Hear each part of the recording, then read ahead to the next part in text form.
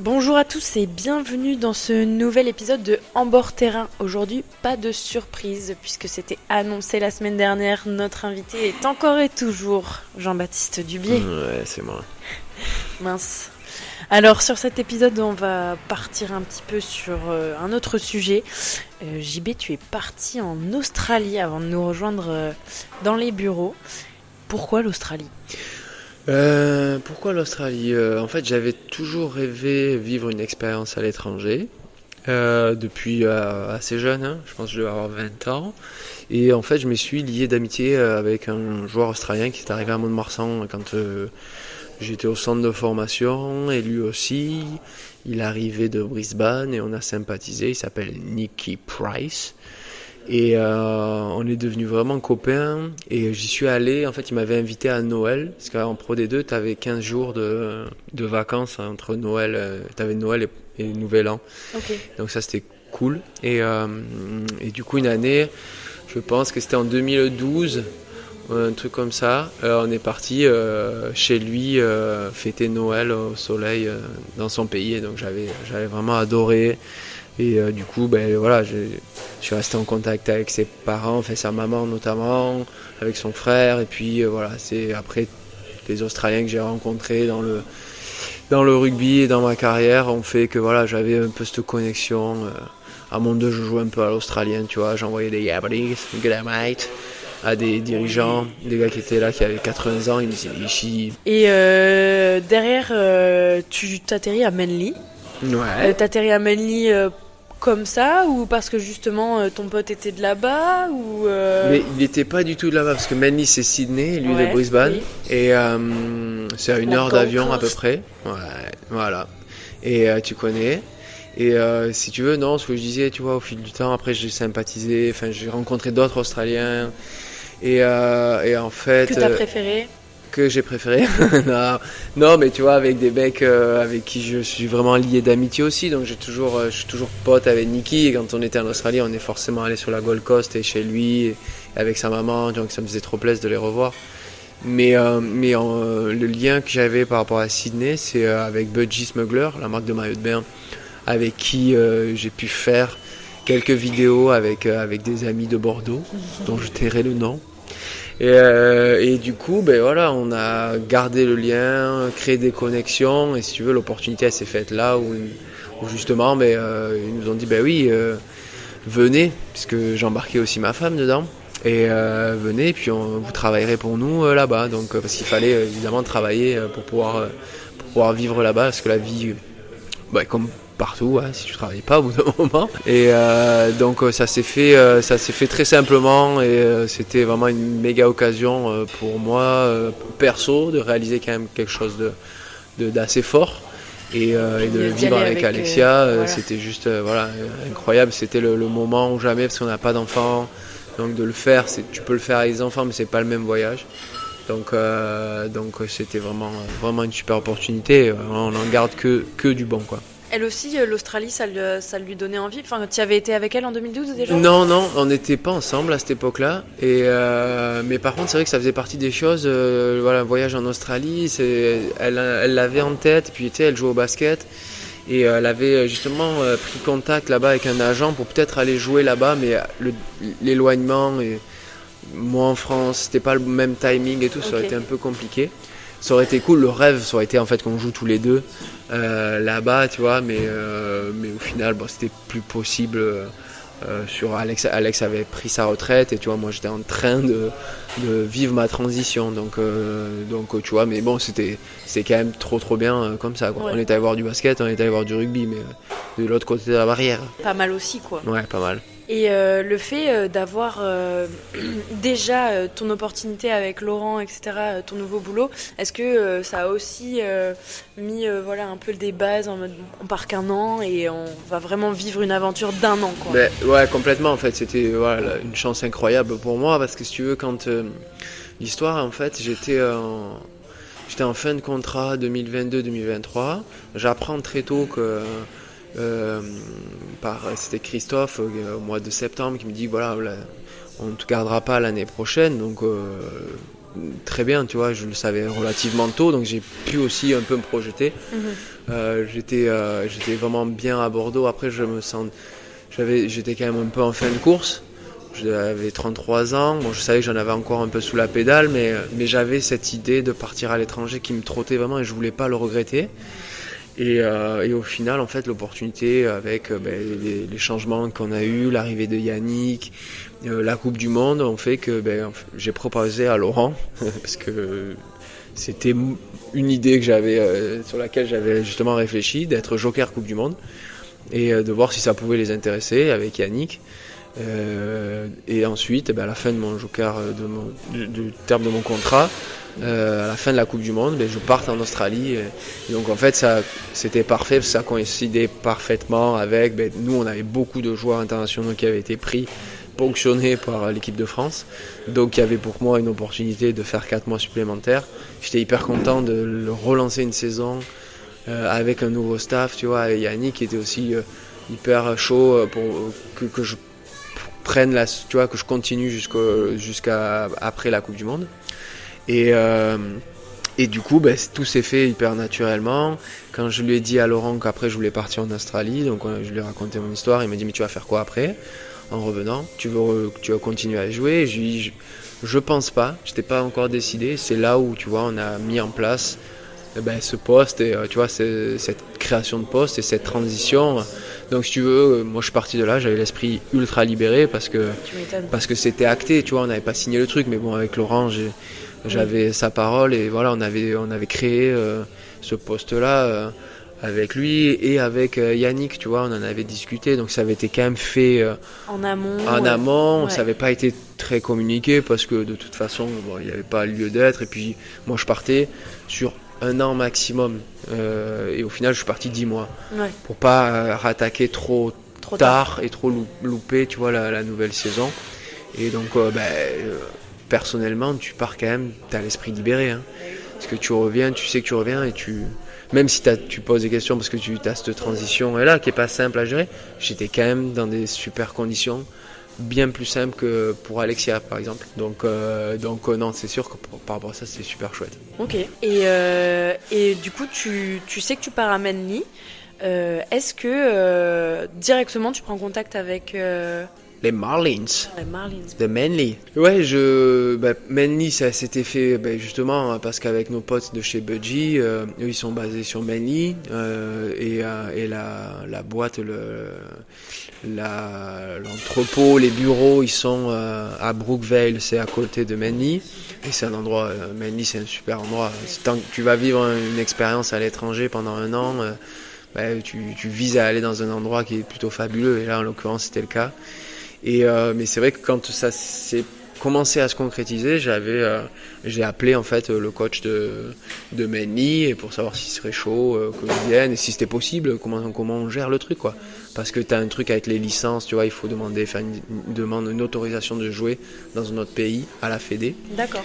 Et en fait voilà, c'était cool. Je suis arrivé là-bas, en fait eux ils étaient en pleine prépa, donc en gros 2023-2024, j'ai fait prépa, reprise, coupure Coupe du Monde, reprépa, on a refait une prépa.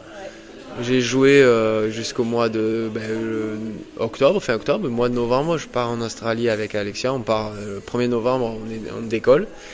Et en fait, je me rattaque une prépa là-bas. Donc j'ai fait 3 prépas dans le... Tu m'étonnes qu'après tu devais avoir mal au corps. Non mais j'étais cuit, ça m'a tué. Mais c'était cool. Mais en même temps, ça a permis de me rendre compte qu'en fait, j'en avais plus. Ouais. J'avais plus rien dans le gilet. Donc c'est ça qui m'a aidé aussi à passer à autre chose. Ouais, j'imagine.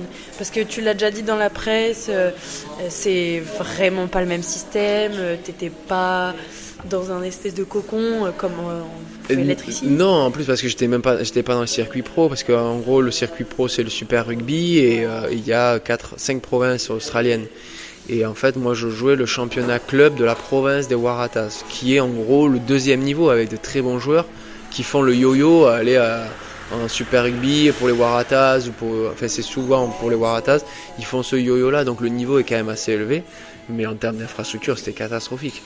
Enfin, catastrophique. Il y avait absolument rien, quoi. C'est pas niveau fédéral, quoi. Retour dans le rugby amateur. Il y avait voilà, c'est vraiment.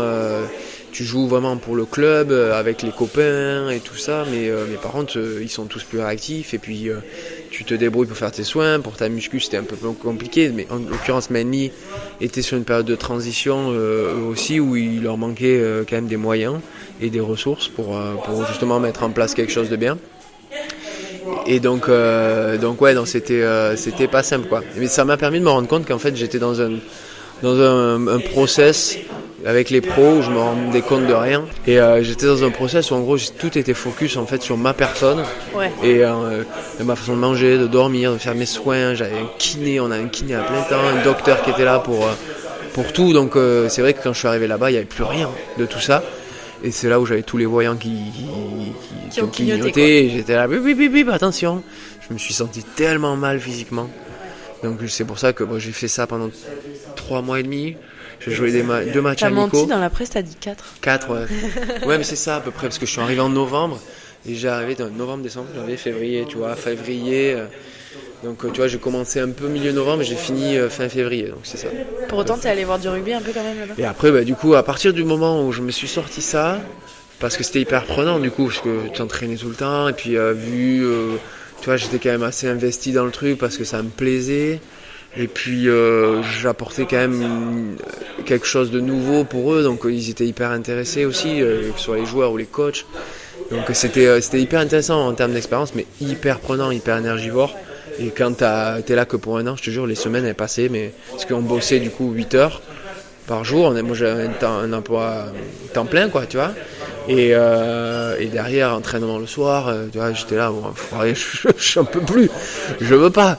Après, tu vois, et puis Alex, on se croisait, donc voilà, ça a permis de. Le but, c'était quand même de vivre le truc voilà, à bloc, quoi. À bloc, c'est ça. Et du coup, après, je suis quand même resté avec eux, j'allais les voir jouer, tu vois, on a gardé du lien, mais je m'entraînais plus, je faisais plus que mes trucs, et puis du coup, j'allais voir plus de matchs, j'allais découvrir des endroits, donc c'était vraiment.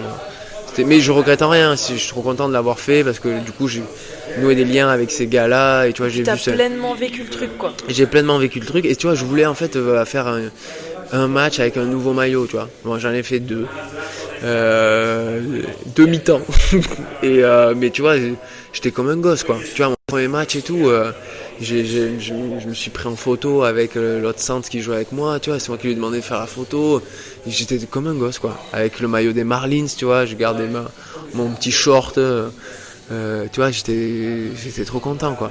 Mais bon, voilà, après c'est vrai que j'aurais pas eu une carrière extraordinaire en Australie, hein. Ça va pas marquer je vais pas marquer le club, hein. Mais en termes, moi perso, j'étais vraiment comme un enfant. Je suis retombé dans l'enfance, tu vois, dans la passion des débuts. Ouais, dans la passion du début, j'avais la sensation d'avoir bouclé la boucle et d'avoir fait tout ce que je voulais essayer de faire, tu vois, au-delà de gagner des titres et tout.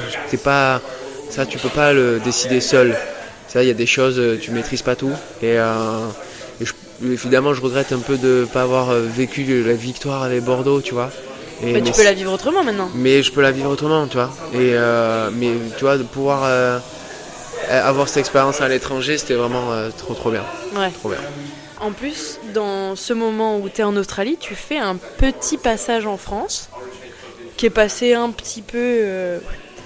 ouais, par la force des choses, c'est passé un peu inaperçu. Oui, mais maintenant on peut le dire. Et ouais, oui, écoute, je leur avais dit en partant que j'irais les voir en finale et que je serais là pour la finale. Bon, quand j'avais dit ça, je n'avais pas pesé toute la logistique et tout ça, parce que ça faisait vraiment loin. Mais tu vois, c'était aussi ma façon de leur rendre tout ce que le club m'avait donné, tout ce que mes coéquipiers ont fait, tu vois, pour mon départ. Ils m'avaient fait la surprise de venir, je sais pas si tu te souviens, où ils sont venus à la gare, oui. Déguisés, avec Louis Bielbarré qui était déguisé dans le costume de Léo. Oui. Tu vois, avec Nance était allé chercher quand même au stade, il était en scooter, il était allé chercher le costume de Léo et le truc de fou, quoi. Et tu sais, c'était un peu le moment où on était avec nos parents, tu vois, vraiment très proches. Et c'était un moment où on partait 1 an, donc tu vois, nos parents ils n'ont jamais vu partir aussi longtemps, donc même si on a 35 ans, ils étaient trop tristes. Et puis ils sont arrivés, on a vécu un truc incroyable, c'était hyper fort quoi. Et ils étaient plus d'une dizaine, donc c'était trop bien.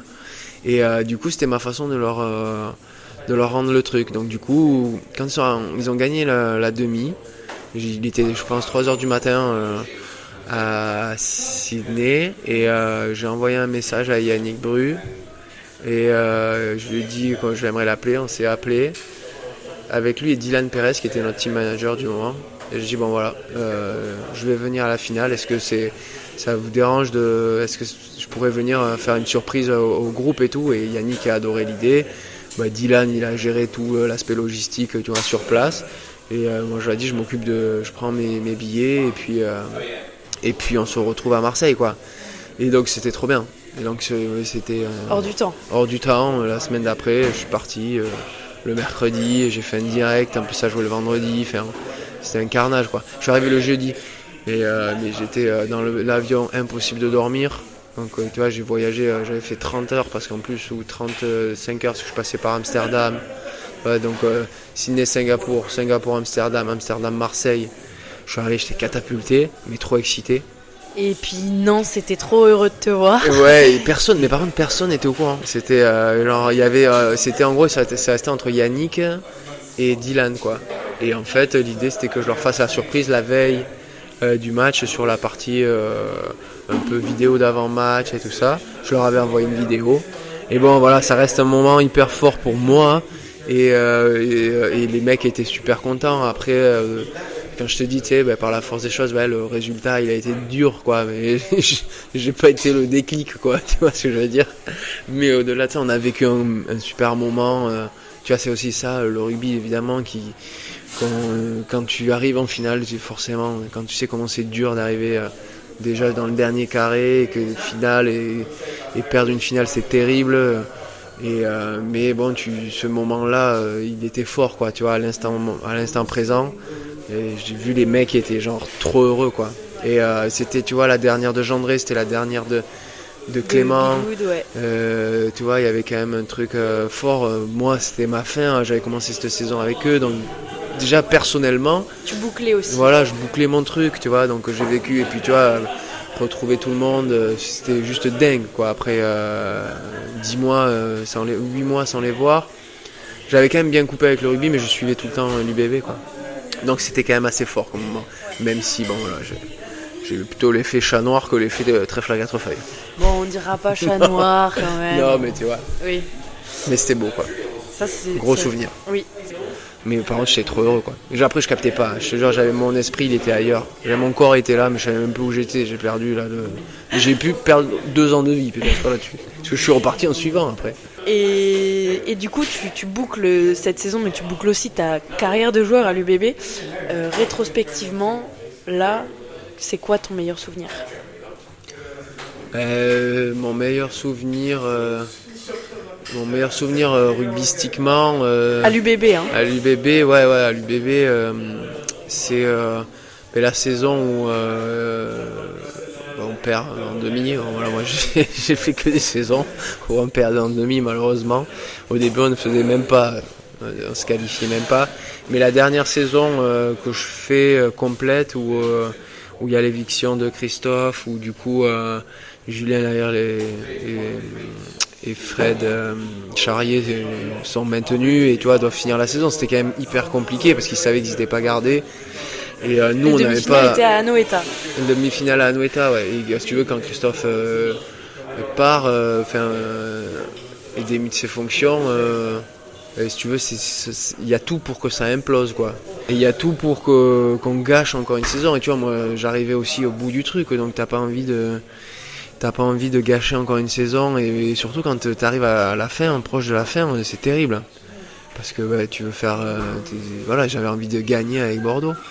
Et déjà à titre individuel. Et donc, si tu veux, ce qui a été beau, c'est qu'on a réussi quand même, malgré tout, à se le chercher et à aller se jouer une qualification, à se jouer la qualif, et après à se jouer un barrage à Lyon qu'on est allé gagner avec le doublé de Madoche deuxième mi-temps. Enfin, c'était la folie. Et c'est trop dommage de l'avoir vécu à Lyon parce qu'on aurait aimé le vivre dans notre stade, mais on l'a vécu à Lyon, il y avait nos supporters bordelais qui sont toujours là, mais tu vois, c'est pas la même que quand tu le vis à Chaban, mais ça reste quand même un méga souvenir, et de jouer après, de se qualifier pour Anoeta après la demi-finale, mais ça a été un échec total, quoi. Et c'est plutôt un de mes pires souvenirs. Mais un des plus beaux souvenirs, voilà, c'était cette saison-là qui a été vraiment éreintante mentalement, physiquement, et où on était allé se chercher là où personne nous attendait, quoi. Même si on a perdu encore, on se souvient jamais des mecs qui perdent en demi-finale. Malgré tout, c'était une grosse preuve de caractère, et le vestiaire, tu vois, avait été énorme là-dessus. Et pour moi, ça reste, tu vois, c'est dans le rugby que j'aime, tu vois, c'est les joueurs, c'est cette cohésion-là où tu vas te le chercher, quoi. Donc c'était un beau souvenir, malgré tout. Je le comprends, je le conçois. Ça marche. Et toi, tu connais quelques anecdotes maintenant du côté administratif. Mais c'est vrai que on n'a pas trop d'anecdotes de vestiaire. C'est quoi le truc le plus loufoque que tu pourrais nous raconter sur le vestiaire de Bordeaux? Non, mais j'en ai plein. Mais après, qu'est-ce que je peux raconter? Il y en a une qui est rigolote. Tu la connais, l'histoire de la clé à molette? Non. Ah, du coup, c'est marrant parce que ça prend ce que je te disais auparavant, je sais pas si c'était dans l'épisode précédent, où j'apprends, tu vois, où Christophe me convoque très tôt dans la saison pour me dire que l'UBB va pas me garder en septembre. Donc l'entretien il se passe bien, tu vois, il y a pas de, voilà, je voyais un peu, je sentais un peu arriver le truc. Mais voilà, l'entretien il se passe bien, et puis voilà, on finit en disant mais voilà, il y a une saison à jouer, moi je veux la jouer à bloc, et puis j'ai tout intérêt à la jouer parce que j'ai envie de rebondir, enfin je savais pas trop ce qui allait se passer. Mais du coup c'était tôt le matin, et puis après je croise Nance direct, tu vois, le matin, et je lui dis putain, j'ai eu l'entretien avec Christophe là, il me garde pas là, j'étais dans les boules, tu vois, un peu voilà. J'étais un peu blasé, mais tu vois, ça allait, quoi, j'étais pas vinaigre. Et donc j'ai dit, putain, il va falloir que je fasse une crasse. Et en rigolant, tu vois. Et si tu veux, on descend, donc on petit déjeune et tout ça. On descend au vestiaire, et en fait Christophe avait un rendez-vous. Et donc il était en chemise et tout.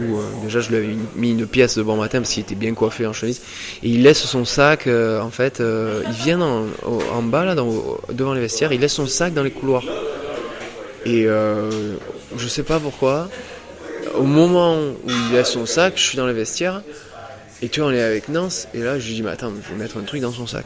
Il faut qu'on vienne, aide-moi, parce que faut pas qu'on se fasse galper et tout ça. Donc J'avais mis Nance dans la boucle, le pauvre. Étonnant ça quand même. Ben oui, parce qu'en plus elle était à côté à ce moment-là, comme ça arrive de temps en temps. Et en fait, si tu veux, là j'étais là, qu'est-ce qu'on peut émettre et tout. Et là je te vois une clé à molette, parce qu'il y avait un mec qui faisait des travaux dans les vestiaires. Mais la clé à molette, elle faisait 70 cm, un truc énorme, il faisait 2,5 kg le truc. Je dis mais attends, on lui met dans le sac. Donc on y va à deux, on regarde s'il y avait personne dans le couloir, zip, ça ouvre. Ça rentre la truc, ça referme, ni vu ni connu, on rentre au vestiaire. Et là, Christophe arrive, paf, il prend le sac. Tu vois. Et je crois que c'était Jean-André Marais qui était en train de s'entraîner, il nous avait galpé au loin, il était là, qu'est-ce que vous avez fait? Je dis, rien. Et en fait, ce qu'on n'a jamais su, enfin ce qu'on a su après coup, c'est qu'il avait un rendez-vous hyper important à Bordeaux, parce qu'il y avait la visite de la ministre des Sports de l'époque. Et si tu veux, ils avaient fait un rendez-vous voilà, très protocolaire et tout ça. En fait, quand il était arrivé, je sais pas si c'était à la mairie ou quoi, il était passé par la porte de sécurité là. Ouais. Et en fait, donc il passe et il y avait un monsieur de la sécurité et qui lui dit Monsieur Rios, la clé, votre clé, elle peut pas rentrer. Et tu vois, les clés, je sais pas, il sort ses clés de bagnole. Non, monsieur Rios, votre clé à molette que vous avez dans votre sac. Il dit, pas la clé à molette, ouais, lui. Moi, je le fais pas très bien. Et je fais pas la clé à molette. Il était là, si. Et il ouvre le sac, et là, il sort la maxi clé à molette, tu vois, énorme. Il dit, mais c'est pas moi, ça. C'était un truc énorme. Et là, j'aurais voulu vivre cette scène, tu vois, mais apparemment, rien que le fait qu'on nous la raconte, c'était trop drôle. Qui te l'a raconté? Non, il l'a raconté à Nance. Parce que, si tu veux, de suite, il a pensé à Nance. Et forcément. Mais du coup il y a eu toute une histoire derrière, parce que le mec qui est venu faire des travaux, avait perdu sa clé à molette. Ouais. C'est une clé à molette qui vaut 2000 balles. Ah ouais. Et tu vois, du coup, il est venu se plaindre au bureau et dire à Amélie, attends, j'avais une clé à molette, machin. Donc ça a fait un bazar pas possible parce qu'il fallait repayer la clé à molette. Que nous, on était là, mais non, on va pas... le club a lui payé les clés à molette. C'était là, non, on paye pas, c'est vous. Donc Nancy dit, attends, tu fais chier, bouh, c'était ton idée là. Et donc voilà, du coup, au final, tout est bien qui finit bien parce que Nance a croisé le mec de la sécurité et tout ça à une réception et il dit, j'ai toujours la clé à molette, il faudra que tu viennes la récupérer. Et il est allé récupérer. Il connaît tout le monde. Mais non, mais ça a été, la clé à molette était restée là-bas, donc au final, il est allé récupérer chez lui cette clé à molette. J'avoue que là, je me suis excusé auprès de Nance parce que... mais t'as une bonne étoile quand même, hein. Ouais, là j'avoue que j'avais un peu déconné là, sur le coup. Mais méga histoire à raconter quand même, et encore plus heureux d'avoir été affilié à Nance sur cette histoire. Donc voilà, c'était la fameuse histoire de la clé à molette. J'ai une dernière petite question et après on arrête parce que... Ouais, il y a un concert là. Il y a le concert qui va arriver, je pense. C'est Los Panchos. On parle de Nance. Qu'est-ce que ça fait d'avoir vécu la carrière à Bordeaux que tu as vécue en ayant eu la chance d'avoir un compère comme Nance Duquin? Bah écoute, moi j'ai... Dans mon histoire du rugby, j'ai cette chance-là de jouer avec mes potes d'enfance, tu vois. À Mont-de-Marsan, ça a commencé comme ça. Je suis devenu pro avec des mecs avec qui je jouais depuis que j'étais benjamin. Donc ça, c'est quand même assez incroyable. Et ça a été dur pour moi de partir à Mont 2, mais j'ai envisagé de jouer en top 14. J'avais eu la chance de jouer en top 14 à Mont 2, mais Mont 2 reste un club quand même avec... ça reste club historique, mais c'est un petit club maintenant. C'est dur. C'est dur de rester en top 14, tu vois, quand t'as pas de moyens financiers. Non, c'est sûr. C'est hyper dur. Et pour moi, c'était une méga opportunité, parce que Bordeaux, en plus, me correspondait, c'était à côté, c'était pas très loin. Je me voyais pas trop partir très loin, quand même.